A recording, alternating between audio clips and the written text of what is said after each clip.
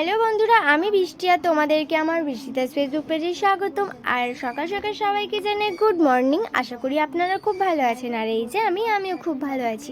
তো আমার একটা বোন আমাকে দিয়েছিল ব্লু কালারের একটা বেলুন, আর বেলুনটাকে নিয়ে আমি অনেকক্ষণ ধরে খেলা করছিলাম। আর খেলা করে আমি কোথায় গেলাম আর কেন গেলাম আর কি করতে গেলাম, তোমরা যদি দেখতে চাও তাহলে অবশ্যই কিন্তু ভিডিওটা কন্টিনিউ দেখতে থাকো।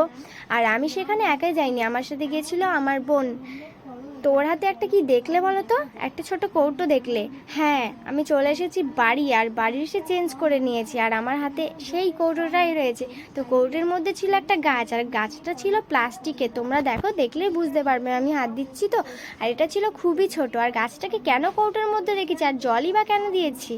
আসলে আমি গেছিলাম আমার একটা বন্ধুর বাড়িতে, তো ওদের বাড়ি থেকে আমি 4টে মাছ নিয়ে আসলাম, আর মাছগুলোকে জলে রেখে দিয়েছি, না হলে মরে যাবে। আর গাছটা দিয়েছি, গাছটার জন্য ওরা অনেক সুন্দরভাবে খেলা করছিল। তো মাছগুলো কি কালারের ছিল বলো তো? দুটো ছিল কমলা, আর একটা ছিল কালো, আর একটা ছিল সাদা। তো মোট 4টে মাছ আমি নিয়ে চলে এসেছি। আমার কাছে কোনো অ্যাকর্ডিং ছিল না, সেই কারণে এদেরকে এখন কৌটোতেই রেখেছি, পরে অন্য জায়গায় রাখবো। আর এরা তো খুবই ছোট, সেই জন্য গাছটা রেখেছি। আর গাছটা পেয়ে ওরা খুব খুশি, গাছটাকে আসলভাবে ওরা খেলা করছে কত সুন্দরভাবে। আর দেখো, দেখতে কত সুন্দর লাগছে।